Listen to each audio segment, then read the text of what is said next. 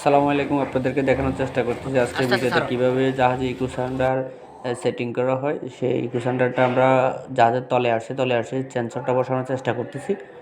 আমাদের সেন্সরটা বসানোর কাজ প্রায় শেষ পর্যায়ে, যেটা ক্যামেরা বলে, যে সেন্সরটা আমরা বসানো শেষ হয়ে গেছে।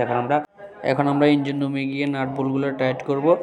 নাট বোল্টগুলো টাইট করার পর আমাদের কাজটা শেষ হয়ে যাবে। আমরা ইঞ্জিন রুমে চলে আসছি এই মুহূর্তে। ইঞ্জিন রুমের নাট বোল্টগুলো টাইট দেওয়া শেষ। এখন আমরা ব্রিজে চলে যাচ্ছি। ব্রিজে যেহেতু এখানে পাওয়ার সাপ্লাই আছে, সেহেতু আমাদেরকে পাওয়ার সাপ্লাইয়ের লাইনগুলোর জন্য খুব সূক্ষ্মভাবে কাজ করতে হচ্ছে। এগুলো একটু টাইমলি কাজ করতে হবে, আস্তে আস্তে কাজ করবেন, ভিডিও বড় হয়ে যাবে, সেজন্য আমি সংক্ষিপ্ত করে দিচ্ছি। পাওয়ার সাপ্লাইয়ের লাইনগুলো এখানে আবার কিছু, এখানে দুইটা ফিউজ আছে। ফিউজগুলো যেটা ওয়াটারপ্রুফ আছে, এগুলো ভিজলেও সমস্যা হবে না। তবে যে পাওয়ার সাপ্লাইটা আছে, সেই পাওয়ার সাপ্লাইতে কোনোভাবে পানি লাগানো যাবে না।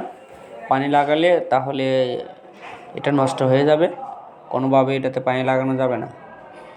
এটা খুব সুন্দরভাবে ওয়াটারপ্রুফ করে নিজেরাই রাখতে হবে। কোনোভাবে এটাতে পানি যদি লাগান তাহলে ইকোসান্ডার আর চলবে না, ইকোসান্ডার আর অন করতে পারবেন না, পানিতে ডিস্টার্ব করবে। পরবর্তীতে মালিকদের দেবো। আমাদের লাগানো শেষ হয়ে গেছে পাওয়ার সাপ্লাইটা। এখন আমরা মনিটরটা লাইনটা লাগাই দিচ্ছি পিছন দিয়ে। দুইটা তার আছে, দুইটা লাইন লাগাই দেবো আমরা। দুইটা লাইন লাগাই দেওয়ার পরে একটু পরে আমরা অন করে দেবো। আমরা অন করতেছি এখনই।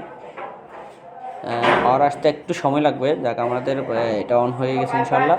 এখন কতটুকু পানি আছে সেটা দেখার বিষয়। এখানে 6 মিটার পানি আছে। এইভাবে ইকুয়েশনটা সেটিং করতে হয়।